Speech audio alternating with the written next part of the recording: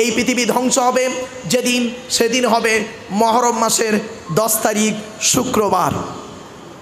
আল্লাহর নবী বলেছেন পৃথিবী শুরু হয়েছে একদিন, এই পৃথিবী ধ্বংস হবে একদিন। পৃথিবী ধ্বংসের কিছু লক্ষণ নবীজি বললেন, সেই লক্ষণগুলো আজ আমি আপনাদের কাছে টু দি পয়েন্টের উপরে বলে যাচ্ছি, একটু মাথায় রাখুন। 1 নম্বর নবী বলেছিলেন পৃথিবী ধ্বংসের লক্ষণ হলো বিদ্যা সমাজ থেকে উঠে চলে যাবে। আজ মাধ্যমিক, উচ্চ মাধ্যমিক, বিএ পাস, এমএ পাস, আলেম, হাফেজ, মাস্টার, ডাক্তার, ইঞ্জিনিয়ার, প্রফেসর বেড়ে গেল, পিতামাতার ভাত অনেকে দেয় না, বৃদ্ধাশ্রমে বাম্মাকে রেখে এসছে, আফসোস। 1 নম্বর। 2 নম্বর নবীজি বললেন পৃথিবী ধ্বংসের লক্ষণ হলো, এই পৃথিবী ধ্বংসের লক্ষণ হলো কি জানেন? পৃথিবী ধ্বংসের লক্ষণ হলো মদ খাওয়া বেড়ে যাবে। 3 নম্বর নবীজি বললেন পৃথিবী ধ্বংসের লক্ষণ হলো সুদ খাওয়া বেড়ে যাবে, ঘুষ খাওয়া বেড়ে যাবে, ব্যভিচার বেড়ে যাবে। পৃথিবী ধ্বংসের লক্ষণ হলো পিতামাতার অবাধ্য সন্তান হবে। পৃথিবী ধ্বংসের লক্ষণ হলো জলোচ্ছ্বাস দেখা দেবে।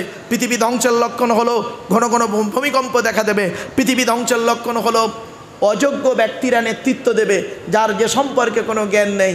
রাগ করবেন না, গ্রামের প্রধান, নিজের নামটাও অনেকে সই করতে পারে না, সে হলো গ্রামের প্রধান। ওর নিজের চরিত্র খারাপ, ও লোকের ক্যারেক্টার সার্টিফিকেট দিচ্ছে, ওর নিজের চরিত্র খারাপ। পৃথিবী ধ্বংসের লক্ষণ হলো নবীজি বললেন শিক্ষিত লোকেরা অশিক্ষিত লোকেদের সম্মান করবে ভয়েতে। আফসোস লাগে, একজন কলেজের প্রফেসর, তার জমি জায়গা নিয়ে ঝগড়া হয়েছে, বিচার করছে একজন পঞ্চায়েতের সদস্য, যার কলেজের প্রফেসরের ওই জুতোটা বওয়ার যোগ্যতার ক্ষমতা নেই, সে ড্রিঙ্ক করে মদ খেয়ে কলেজের প্রফেসরের বিচার করছেন। আর কলেজের প্রফেসর করছেন কি, ওই একজন মদখোরের কাছে সুবিচার পাওয়ার আশায় স্যার করছে। ঠিক না বেঠিক? আমার কথাগুলো বুঝতে পারছেন? পৃথিবী ধ্বংসের লক্ষণ হলো নবীজি বললেন স্বামী স্ত্রীর মধ্যে ঘন ঘন গণ্ডগোল দেখা দেবে। স্বামী স্ত্রীর মধ্যে ঘন ঘন গণ্ডগোল দেখা দেবে। এজন্য আমি বলে যাচ্ছি আপনাদেরকে, নবীজি বলেছেন এই স্বামীরা তোমরা তোমাদের স্ত্রীদের জীবনে কমসে কম 17টা শিক্ষা দান করবে। আপনি তো স্ত্রীকে একটাও শিক্ষা দেননি, দয়া করে একটু শুনে যান অন্তত। 1 নম্বর নবীজি বললেন এই স্বামীরা তোমরা তোমাদের স্ত্রীদেরকে এই শিক্ষা দেবে আসসালামু কাবলাল কালাম, স্বামী স্ত্রী যখন কথাবার্তা বলবে একে অপরকে সালাম দেওয়া নেওয়া করবে, আল্লাহর রহমত মহব্বত ভালোবাসা বেড়ে যাবে। 2 নম্বরে বলা হয়েছে এই স্বামীরা তোমরা তোমাদের স্ত্রীদেরকে এই শিক্ষা দেবে তারা যেন কোনো দিন কাবা শরীফের দিকে মুখ করে কোনো দিন থুতু যেন না ফেলে। 3 নম্বরে বলা হয়েছে তোমরা তোমাদের স্ত্রীদেরকে এই শিক্ষা দেবে তারা যেন কোনো দিন কাবা শরীফের দিকে মুখ করে কোনো দিন পেশাব পায়খানা যেন না ফেরে। 4 নম্বরে বলা হয়েছে তোমরা তোমাদের স্ত্রীদেরকে এই শিক্ষা দেবে তারা যেন কোনো দিন কাবা শরীফের দিকে পেছন ফিরে যেন পেশাব পায়খানা যেন না ফেরে। 5 নম্বরে বলা হয়েছে তোমরা তোমাদের স্ত্রীদেরকে এই শিক্ষা দেবে তারা যেন কোনো দিন গোসলখানায় পেশাব যেন না ফেরে। 6 নম্বরে বলা হয়েছে তোমরা তোমাদের স্ত্রীদেরকে এই শিক্ষা দেবে তারা যেন কোনো দিন গোসলখানায় উলঙ্গ অবস্থায় গোসল যেন না করে। 7 নম্বরে বলা হয়েছে তোমরা তোমাদের স্ত্রীদেরকে এই শিক্ষা দেবে তারা যেন কোনো দিন হাতের চুড়ি তারা যেন কোনো দিন দুটো ব্যবহার যেন না করে। মা বোনেরা এক হাতে একটা চুড়ি পরবেন, এক হাতে দুটো চুড়ি পরা নিষেধ আছে। এরপরে নবীজি বললেন এই স্বামীরা তোমরা তোমাদের স্ত্রীদেরকে এই শিক্ষা দেবে তারা যেন কোনো দিন মাথার বালিশ তারা যেন কোনো দিন দুটো ব্যবহার যেন না করে। স্বামী স্ত্রী যখন ঘুমাবে একটি মাত্র লম্বা বালিশে স্বামী স্ত্রী মাথা রেখে ঘুমাবে। স্বামী স্ত্রী যদি এক বালিশে মাথা রেখে ঘুমায় আল্লাহর রহমত মহব্বত ভালোবাসা আল্লাহ বাড়িয়ে দেয়। এরপরে নবীজি বললেন এই স্বামীরা তোমরা যেমন খাবে স্ত্রীদের তেমন খাওয়াবে, তোমরা যেমন পরবে স্ত্রীদের তেমন পরাবে। শুধু তাই নয়, এরপরে নবীজি বললেন তোমরা তোমাদের স্ত্রীদের ভালোবাসবে, স্ত্রীর পিতামাতার গালি দেবে না। স্ত্রীর পিতামাতার গালি দেওয়া হলো হারাম, স্ত্রীর পিতামাতার গালি দেওয়া।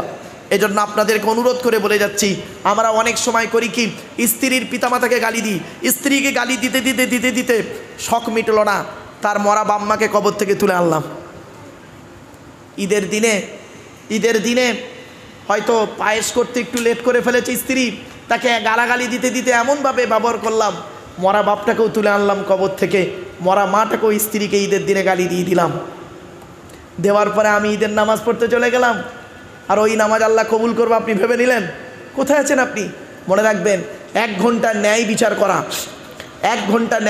করা 60 বছর ইবাদতের সমতুল্য। এরপরে নবীজি বললেন এই স্বামীরা তোমরা তোমাদের স্ত্রীদেরকে নিয়ে বেড়াতে যাবে তোমরা তোমাদের স্ত্রীদেরকে নিয়ে কি করবে? স্ত্রীদেরকে কোরআনের শিক্ষা দেবে, স্ত্রীদেরকে নামাজের শিক্ষা দেবে। শুধু তাই নয়, গভীর রাতে স্ত্রীকে নিয়ে কি করবে তোমরা? গভীর রাতে তাহাজ্জুদের নামাজে দাঁড়াবে স্বামী স্ত্রী একসঙ্গে, আল্লাহ খুশি হয়ে যাবে। এরপরে নবীজি বললেন তোমরা তোমাদের স্ত্রীদের কাজের সহযোগিতা করবে। আল্লাহর নবীর স্ত্রী আম্মা জান আয়েশা বর্ণনা করছেন, আল্লাহর নবী আমার 3টে কাজের সহযোগিতা করে দিতেন। 1 নাম্বার, নবীজি মাঝে মাঝে করতেন কি, আমার যখন রান্না কমপ্লিট হতো না, ইনকমপ্লিট থাকতো, নবীজি করতেন কি, আমার রান্নার কাজে সহযোগিতা করতেন। নবীজি করতেন কি, থালা বাসনগুলো মাঝে মাঝে মেজে দিতেন। নবীজি করতেন কি, ঘর বারান্দাগুলো ঝাড়ু দিয়ে দিতেন মাঝে মাঝে। আপনি এটা করলে আপনার খুব ছোট লোক বলবে না? অনেকে আবার বলবে বইয়ের পাগল। না, আপনি জানেন না তাই বলেন। অনুরোধ করে বলে যাচ্ছি, স্বামী স্ত্রীর মহব্বত ভালোবাসা, পৃথিবীর সর্বপ্রথম ভালোবাসা তৈরি হয়েছিল স্বামী স্ত্রীর ভালোবাসা। মনে রাখবেন, এই পৃথিবীতে স্বামী স্ত্রীর ভালোবাসা হলো আল্লাহর দেয়া নিয়ামত। খবরদার, স্ত্রীকে মূল্যায়ন করতে শিখুন, নিজের স্ত্রীকে মূল্যায়ন করুন, অপরের স্ত্রী থেকে কোনো লাভ নেই। আল্লাহ আপনাকে যে স্ত্রী দিয়েছে ওই স্ত্রীর সঙ্গে ভালো আচরণ করুন, দেখবেন ও আপনার জন্য জীবন দিতেও প্রস্তুত থাকবে। আল্লাহর নবী বলেছেন, শুনে নিন, বাপ আর মা কি অমূল্য রত্ন। ছোট্ট একটি উদাহরণ দিলেই বুঝতে পারবেন। আল্লাহ রাব্বুল আলামিনের কাছে, আল্লাহ রসুলের কাছে একদিন একজন ব্যক্তি এসে বলছেন, ইয়া রাসূল আল্লাহ, আমি যুদ্ধের ময়দানে গিয়েছিলাম, এসে দেখছি আমার মা মারা গেছে, আমি এখন কি করতে পারি? নবীজি বললেন, শোনো, তোমার মা মারা গেছে, তুমি 2টো কাজ করবে। 1 নাম্বার, তুমি তোমার মায়ের জন্য রুহে মাগফিরাতের দোয়া চাইবে, অর্থাৎ মায়ের জন্য আল্লাহর কাছে কাঁদা করবে যেন আল্লাহ পাক তোমার মায়ের জীবনের গুনাহগুলো মাফ করে দেয়। 2 নাম্বার হলো তুমি তোমার মায়ের জন্য দান খয়রাত করবেন, গরিব ফকির মিসকিনকে দান করবে, তোমার মা কবরে শুয়ে শুয়ে সওয়াব পাবে। বাপ মরে গেল, মা মরে গেল, কই বাপের নামে মায়ের নামে 2টো ফকির তো কোনোদিন খাওয়াননি। আপনি আবার সন্তান, মনে রাখবেন, আপনি যদি আপনার বাম্মার কবরটা জিয়ারাত না করেন, আপনারও ছেলে মেয়ে আছে, আপনার কবরের ধারে বাড়ে যাবে না। আল্লাহর নবী বলেছেন, মান যারা কবরা আবাওয়াইহিম আওয়াহদিহিমা ফি কুল্লি জুমআতিন গুফিরা লাহু ওয়া কুতিবা লাহু বারাআ। নবী বলেন, জুম্মার দিনে যদি কোনো ছেলে তার বাপ আর মায়ের কবরটা একবার জিয়ারাত করে, ওই ছেলের দোয়ার ওসিলায় বাম্মার কবরটাকে আল্লাহ পাক আলোয় আলোকিত করে দেয়। আপনি আপনার বাম্মার কবর জিয়ারত করেন না, বাম্মার নামে দান খয়রাত করেন না, আপনি আশা করলেন কিভাবে যে আমি মারা গেলে আমার ছেলে আমার জন্য অনেক কিছু করবে? এই আশা করাটা ঠিক হবে না। আপনি করুন, অবশ্যই ফল পাবেন। চলুন এগিয়ে যাচ্ছি। শুধু তাই নয়, আরও বলা হয়েছে, অন্য একটা কথাই এসেছে, মা বিন ওয়ালাদিন বাররিনি ইয়ানজুরু ইলা ওয়ালিদাইহি নাযারা রাহমাতিন ইল্লা কাতাবাল্লাহু লাহু বিকুল্লি নাযারাতিন হাজ্জাতাম মাবরুর। বলা হয়েছে, সকালবেলা যদি কোনো ছেলে মেয়ে, সকালবেলা কোনো ছেলে যদি তার বাপ আর মায়ের মুখের দিকে যদি দয়ার নজরে হাসি মুখে যদি তাকিয়ে বলে, আব্বা তোমার কি লাগবে বলো, ওমা তোমার কি অসুবিধা হচ্ছে বলো, ওই ছেলে মেয়ের নামায় আমলনামায় একটা মকবুল হজের সওয়াব লিখে দেওয়া হয়। আর ছেলে যদি সকালবেলা ঘুম থেকে উঠে ওর বুড়ো বুড়ি বাম্মার মুখ দেখলে কি বলে জানেন? দিনটা বেকার হয়ে গেল। যা, ওর বইয়ের মুখ দেখলে দিন খুব ভালো যাবে। বইয়ের মুখ দেখলে সকালে উঠিয়ে আমি মনে মনে বলি, সারাদিন আমি যেন বইয়ের কথায় চলি। সকালে উঠিয়ে আমি মনে মনে বলি, সারাদিন আমি যেন বইয়ের কথায় চলি। আদেশ করেন যার মোর বউ গুরুজন, বইয়ের দেখায় যেন দেখি বৃন্দাবন। কবরে ঢোক, কবরে ওই অন্ধকার নিরামনগরে চলো, দেখা হবে। বাস্তব কথা বলে গেলাম, বাম্মা হলো অমূল্য রত্ন। জীবনে কোনো দিন বাম্মাকে কাঁদাবেন না। এই কোরআনে বাম্মার কথা কোথায় কোথায় আছে জানেন? শুনে নিন, আমি শুধু রেফারেন্সগুলো বলে দিচ্ছি, টাইম হাতে নেই অত বিস্তারিত আলোচনা করার। 1 নম্বর পারার 11 নম্বর পৃষ্ঠা 12 নম্বর লাইন, সূরার নাম সূরা বাকারা, ওয়াবিল ওয়ালিদাইনি ইহসানা, বাম্মার সেবা যত্ন করো। 2 নম্বর পারার 12 নম্বর পৃষ্ঠা 13 নম্বর লাইন, সূরার নাম সূরা বাকারা, বাম্মার সেবা যত্ন করো। 5 নম্বর পারা 3 নম্বর পৃষ্ঠা 3 নম্বর লাইন, সূরার নাম সূরা নিসা 36 নম্বর আয়াত, ওয়াবুদুল্লাহা ওয়া লা তুশরিকু বিহি শাইয়্যা ওয়াবিল ওয়ালিদাইনি ইহসানা, বাম্মার সেবা যত্ন করো। 8 নম্বর পারা 7 নম্বর পৃষ্ঠা 11 নম্বর লাইন, সূরার নাম সূরা আনামের 151 নম্বর আয়াত, লা তুশরিকু বিহি শাইয়্যা ওয়াবিল ওয়ালিদাইনি ইহসানা, বাম্মার সেবা যত্ন করো। 15 নম্বর পারা 3 নম্বর পৃষ্ঠা 7 নম্বর লাইন, সূরার নাম সূরা বানী ইসরাঈল। ওয়া কাদা রাব্বুকা আল্লা তা'বুদু ইল্লা ইয়্যা ওয়া বিল ওয়ালিদাইনি ইহসানা, বাম্মার সেবা যত্ন করো। 20 নম্বর পারা 16 নম্বর পৃষ্ঠা 4 নম্বর লাইন, সূরার নাম সূরা আনকাবুত। ওয়া ওয়াসাইনাল ইনসানা বিওয়ালিদাইহি হুসনা, বাম্মার সেবা যত্ন করো। 21 নম্বর পারার 11 নম্বর পৃষ্ঠা 6-7 নম্বর লাইন, সূরার নাম সূরা লোকমান। ওয়া ওয়াসাইনাল ইনসানা বিওয়ালিদাইহি হামালাতুহু উম্মুহু ওয়াকনান আলা ওয়াকনিনি, বাম্মার সেবা যত্ন করো। 26 নম্বর পারা 2 নম্বর পৃষ্ঠা 12 নম্বর লাইন, সূরার নাম সূরা আহকাফের 15 নম্বর আয়াত। ওয়া ওয়াসাইনাল ইনসানা বিওয়ালিদাইহি ইহসানা হামালাতুহু উম্মুহু কুরহা ওয়া ওয়াদাতুহু কুরহা, তোরা তোদের বাপ আর মায়ের সেবা যত্ন কর। তোদের মা তোদের বড় কষ্ট করে গর্ভে ধারণ করেছে, দুনিয়ার মুখটা বড় কষ্ট করে দেখিয়েছে। সন্তান তুমি যত বড় আলেম, হাফেজ, মাস্টার, ডাক্তার, ইঞ্জিনিয়ার হও না কেন, ইন্নাল জান্নাতা তাহতা আকদামিল উম্মাহাত, হে ছেলে মেয়েরা, তোমাদের জান্নাত হলো তোমাদের বাপ আর মায়ের পায়ের তলায়। কোথা আছেন? আমি এজন্যই বলেছিলাম ভালো সন্তান হন, ভালো সন্তান হন, ভালো জামাই অটোমেটিক হয়ে যাবেন। ভালো সন্তান হন, নিজের বাম্মাকে মূল্যায়ন করুন, স্ত্রীর বাম্মাকে মূল্যায়ন করবেন আগে আপনার বাম্মা। ছোট্ট একটা উদাহরণ দিচ্ছি, রাগ করবেন না কেউ। বাবা একটু দয়া করে হাতটা তুলবেন, কেউ লজ্জা না করে হাতটা তুলবেন। কাদের বাপ মারা গেছে অথবা মা মারা গেছে অথবা বাম্মা দুজনেই মারা গেছে, একটু হাত তুলুন না, লজ্জা লাগছে। বাম্মা মারা গেছে, হাত নামান, হাত নামান। বাবু, আপনারা বাম্মা হারিয়েছেন, আমিও একজন আপনাদের মতো পিতামাতা হারা সন্তান। 2019 সালের অক্টোবর মাসের 3 তারিখ শুক্রবার আমি আমার বাপকে হারিয়েছি। 2023 সালের জুন মাসের 28 তারিখ বৃহস্পতিবার সকাল 11:30টার সময় পোগরা ঈদের দিন আমি আমার মাকে হারিয়েছি। এই পৃথিবীর আমার পিতামাতার সর্বশেষ যে মুখ দেখেছিল পৃথিবীর কোনো মানুষ, আমি হলাম সেই সন্তান। কারণ আমি নিজে কবরে নেমেছিলাম, মাথার দিকে আমি নেমেছিলাম, আর আমি আমার বাপ আর মায়ের কবরে রেখেছিলাম মাথাটা, আর মুখটা শেষ দেখা আমিই দেখেছিলাম। আমার পরে পৃথিবীর কোনো মানুষ আমার মরা বাম্মার মুখ দেখেনি, শেষ আমার পরে।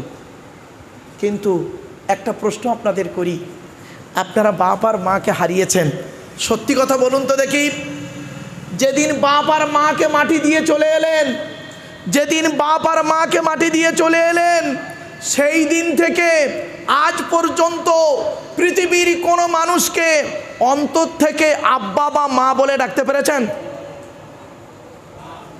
পারেননি। এ বন্ধু, শ্বশুর কোনো দিন বাপ হতে পারে না, শাশুড়ি কোনো দিন মা হতে পারে না। শ্বশুর শ্বশুরই হয়, শাশুড়ি শাশুড়ি হয়, মা মাই হয়, বাপ বাপ হয়। মনে রাখবেন, শ্বশুর তোমার বাপ হয়েছে 20 বছর পরে তার মেয়ে দেবার কারণে, শাশুড়ি তোমার মা হয়েছে 20 বছর পরে তার মেয়ে দেবার কারণে।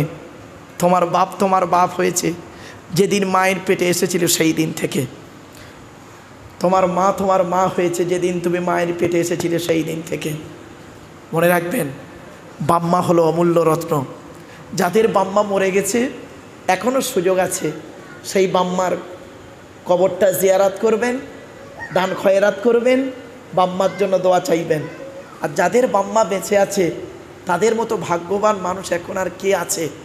যাদের বাম্মা পৃথিবীতে জীবিত আছে, বাম্মার মূল্যায়ন করুন, সেবা যত্ন করুন। আবার অনেক ছেলে মেয়ে আছে বাম্মাকেও দেখে, শ্বশুর শাশুড়িকেও দেখে। অনেক ছেলে মেয়ে আছে দেখবেন আবেগের বশবর্তী হয়ে শ্বশুর শাশুড়ির প্রতি এত গুরুত্ব দিয়ে ফেলেছে, বাম্মার গুরুত্ব তার কাছে কিছুই নেই। খবরদার নয়, খবরদার নয়। লজ্জা করলো না? আপনি আপনার বাপের লুঙ্গিটা কিনেছেন, আপনার বাপে ঈদের সময় লুঙ্গি পাঞ্জাবি পায়জামা পাঞ্জাবি কিনে দিয়েছেন টোটাল 1000 টাকা।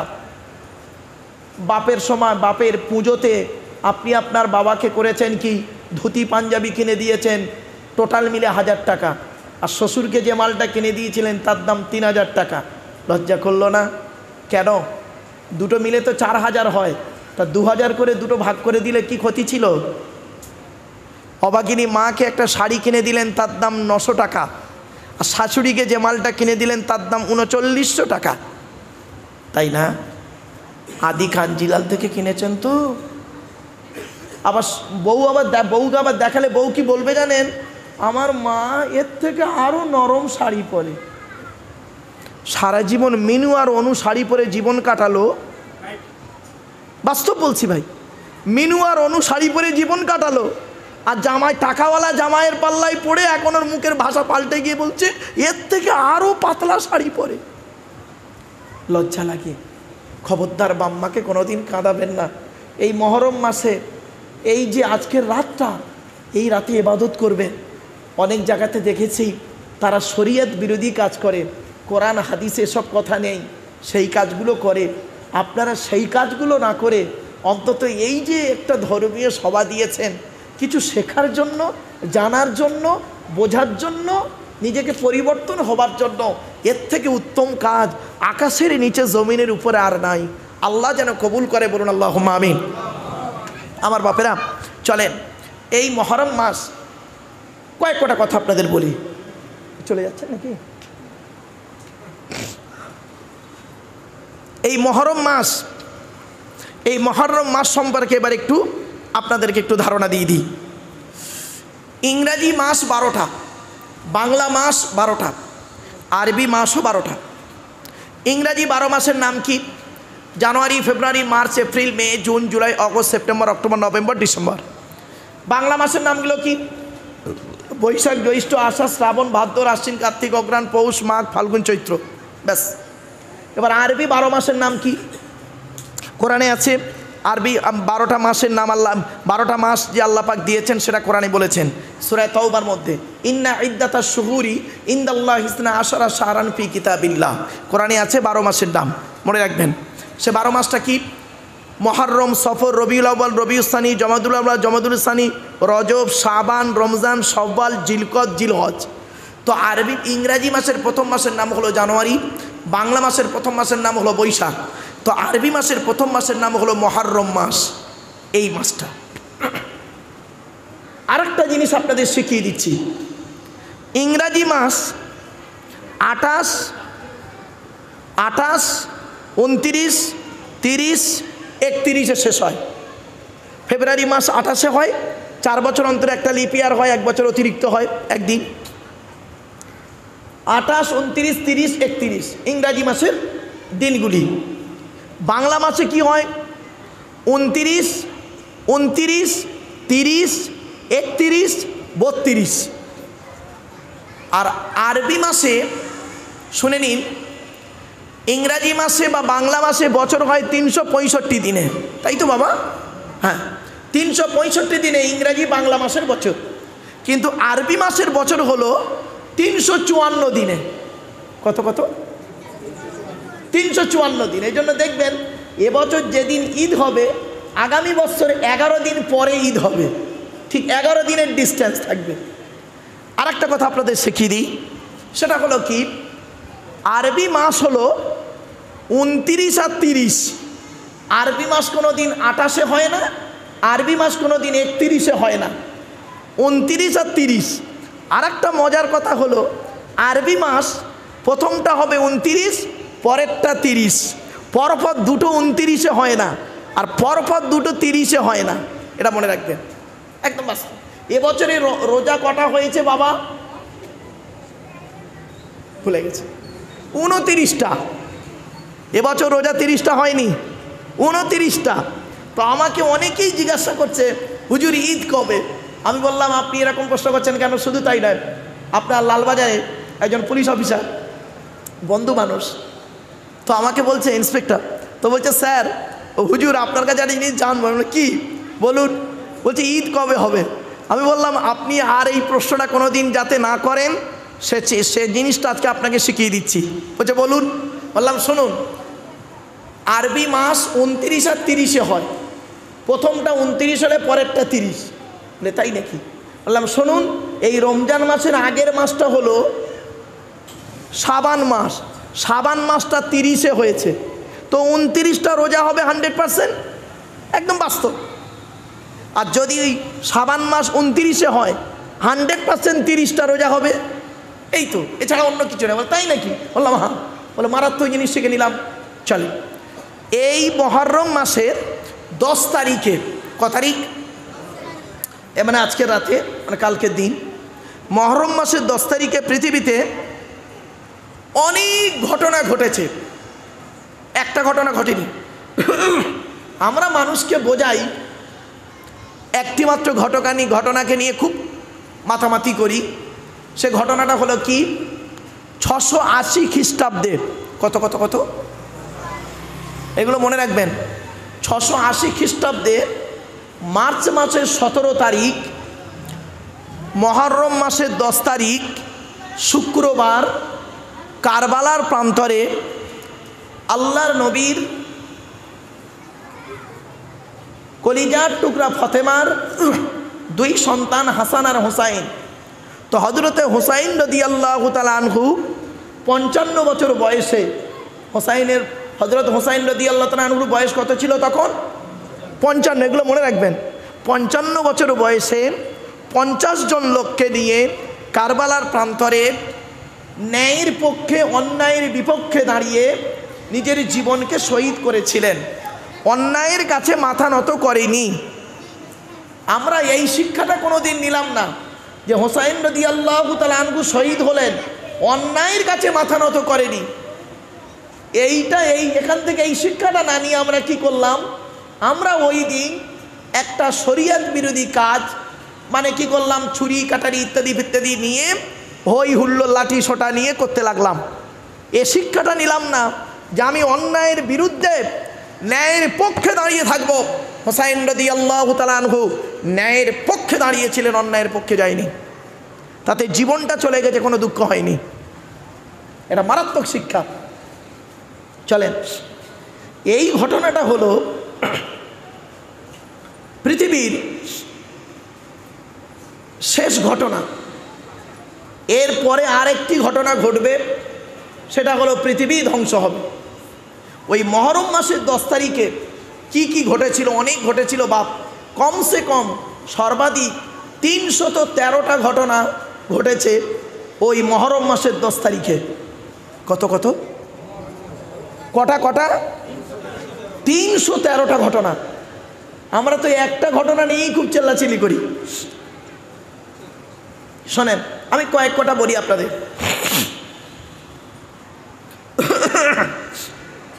এক নম্বর, এই পৃথিবী আল্লাহ পাক কোরআনে বলেছেন, ইন্না রাব্বাকুমুল্লাহুল্লাযী খালাকাস সামাওয়াতি ওয়াল আরদা ফি সিত্তাতি আইয়াম। আল্লাহ পাক বললেন, আসমান পৃথিবী জমিনকে আমি 6 দিনে সৃষ্টি করেছি। কোন দিনে স্টার্ট হয়েছে? রবিবার, সোমবার, মঙ্গলবার, বুধবার, বৃহস্পতিবার, শুক্রবার। এই পৃথিবীর সূচনা হয়েছে শুক্রবার। এই পৃথিবীতে সর্বপ্রথম আল্লাহ রাব্বুল আলামিন, সেই দিন ছিল মুহররম মাসের 10 তারিখ। এই পৃথিবীতে আল্লাহ রাব্বুল আলামিন সর্বপ্রথম যে মানুষ তৈরি করলেন তার নাম হলো হযরত আদম আলাইহিস সালাম। আদমকে আল্লাহ পাক যেদিন তৈরি করেছিলেন মুহররম মাসের 10 তারিখ। বাম পাশের হাড় দিয়ে মা হাওয়াকে তৈরি করলেন মুহররম মাসের 10 তারিখ। সেদিন ছিল মুহররম মাসের 10 তারিখ। শুধু তাই নয়, আদম হাওয়া গন্ধম ফল খাওয়ার কারণে পৃথিবীতে আল্লাহ পাক তাদেরকে পাঠিয়ে দিলেন। যেদিন পৃথিবীতে পাঠিয়েছিলেন সেদিন ছিল মুহররম মাসের 10 তারিখ। শুধু তাই নয়, আদম হাওয়াকে মিলিত করলো একটা মাঠে, যে মাঠটার নাম হলো আরাফাতের ময়দান। ওই মাঠে একত্রিত করেছিল আদম আর হাওয়াকে একটা পাখির মাধ্যমে। সেদিন ছিল মুহররম মাসের 10 তারিখ। আদম নবীর 2টো সন্তান যুদ্ধ করেছিল, মারামারি করেছিল। আপনারা ইতিহাসে শুনেছেন হাবিল কাবিল, যে ঘটনাটি কোরআনের সূরা মাইদার মধ্যে এসেছে। যেদিন মারামারি করে হত্যা হয়েছিল, প্রথম হত্যা, সেদিন ছিল মুহররম মাসের 10 তারিখ। আদমের প্রত্যেকটা সন্তান হতো জোড়া জোড়া। একটা সন্তান হলো বেজোড়, তার নাম হলো হযরতে শীস আলাইহিস সালাম। যেদিন জন্মগ্রহণ করেন শীস নবী, সেদিন ছিল মুহররম মাসের 10 তারিখ। যেদিন মা হাওয়া ইন্তেকাল করেন সেদিন ছিল মুহররম মাসের 10 তারিখ। আবার দেখুন, আদম পৃথিবীতে একজন নবী জন্মগ্রহণ করেছিলেন, নাম হলো তার নূহ নবী। নূহ নবী যেদিন জন্মগ্রহণ করেন সেদিন ছিল মুহররম মাসের 10 তারিখ। নূহ নবীর সময় একটা প্লাবন হয়েছিল, নৌকা তৈরি করেছিল, মানে আপনারা শুনেছেন বিশাল বন্যা হয়েছিল। একদম জুদি পাহাড়ে গিয়ে নৌকাটি আশ্রয় পেয়েছিল সেদিন ছিল মহরম মাসের 10 তারিখ। এই পৃথিবীতে একটা নবী এসেছিলেন, নবীটার নাম হলো হজরতে ইব্রাহিম খলিলুল্লাহ। নাম শুনেছেন ইব্রাহিম নবী? ইব্রাহিম নবী যেদিন জন্মগ্রহণ করে সেদিন ছিল মহরম মাসের 10 তারিখ। তারপরে আসছি ইব্রাহিম নবীকে যেদিন আগুন কুণ্ডে ফেলা হলো সেদিন ছিল মহরম মাসের 10 তারিখ। শুধু তাই নয়, হজরত ইব্রাহিম নবীর দুটো স্ত্রী, বড় স্ত্রীর নাম ছিল সারা, ছোটটার নাম ছিল হাজেরা। সারার ছেলে হলো ইসহাক নবী, ইসহাক নবীর ছেলে হলো ইয়াকুব নবী, ইয়াকুব নবীর ছেলে হলো ইউসুফ নবী ইত্যাদি। আর হাজেরার ছেলের নাম হলো হজরত ইসমাইল আলাইহিস সালাম। ইসমাইল নবীর বংশধরে আমাদের নবী মুহাম্মদ সাল্লাল্লাহু আলাইহি সাল্লাম এসেছেন। তো যেদিন সারার সঙ্গে ইব্রাহিম নবীর বিবাহ হয় সেদিন ছিল মহরম মাসের 10 তারিখ। হাজেরার সঙ্গে যেদিন ইব্রাহিম নবীর বিবাহ হয় সেদিন ছিল মহরম মাসের 10 তারিখ। দুইজন ফেরেশতার মাধ্যমে আল্লাহ পাক ইব্রাহিম নবীকে ইসহাক নবীর সুসংবাদ দিয়েছিলেন। ঘটনাটি পাবেন আপনি কোরআনের 26 নম্বর পারার শেষ পৃষ্ঠাতে। আল্লাহ পাক বলেছেন দুটো মেহমান এসে সুসংবাদ দিয়েছিলেন সন্তানের, সেদিন ছিল মহরম মাসের 10 তারিখ। হজরতে ইসমাইল আলাইহিস সালাম যেদিন জন্মগ্রহণ করেন সেদিন ছিল মহরম মাসের 10 তারিখ। শুধু তাই নয়, আরেকটু এগিয়ে যাচ্ছি। আইয়ুব বলে একজন নবী ছিলেন, 18 থেকে 20 বছর রোগে ভুগেছিলেন। যেদিন আল্লাহ পাক তাকে রোগ থেকে মুক্তি করেছিলেন সেদিন ছিল মহরম মাসের 10 তারিখ। শুধু তাই নয়, হজরতে ইউনুস বলে একজন নবী ছিল, নাইনও শহরে তানার বাড়ি, এবং উনি আল্লাহর হুকুম ছাড়াই করেছিলেন কি, দেশ ছেড়ে চলে যাচ্ছিলেন। মাছের পেটে আল্লাহ পাক নিয়ে নিলেন। মনে রাখি ইতিহাসটা আপনারা জানেন, লা ইলাহা ইল্লা আনতা সুবহানাকা ইন্নী কুনতু মিনাজ জালিমিন। আল্লাহ বললেন ফাস্তাজাবনা লাহু ওয়া নাজ্জাইনাহু মিনাল গাম্মি ওয়া কাযালিকা নুনজিল মুমিনিন। যেদিন উনি মাছের পেট থেকে উদ্ধার হন সেদিন ছিল মহরম মাসের 10 তারিখ। শুধু তাই নয়, মূসা নবী, সামনে ছিল নদী, পেছনে সামনে পানি, পেছনে শত্রু, আল্লাহকে ডেকেছিলেন আর ফেরাউনকে সেদিন ডুবিয়ে মেরেছিলেন। সেই দিনটা ছিল মহরম মাসের 10 তারিখ। শুধু তাই নয়, হজরতে মূসা নবী যেদিন জন্মগ্রহণ করেন সেদিন ছিল মহরম মাসের 10 তারিখ। শুধু তাই নয়, হজরতে হজরতে ঈসা নবী যেদিন জন্মগ্রহণ করেছিলেন মারিয়ামের গর্ভ হতে একটা খেজুর গাছের তলায়, সেদিন ছিল মহরম মাসের 10 তারিখ। ঈসা নবীকে যেদিন আল্লাহ পাক চৌথা আসমানে তুলে নিলেন, 12 জন লোক সঙ্গে ঘরে বসেছিল, সেদিন ছিল মহরম মাসের 10 তারিখ। শুধু তাই নয়, মূসা নবীকে যেদিন আল্লাহ পাক তাওরাত কিতাব নাজিল করলেন সেদিন ছিল মহরম মাসের 10 তারিখ। এরকম অনেক ঘটনা আছে, 313টা ঘটনা মোট।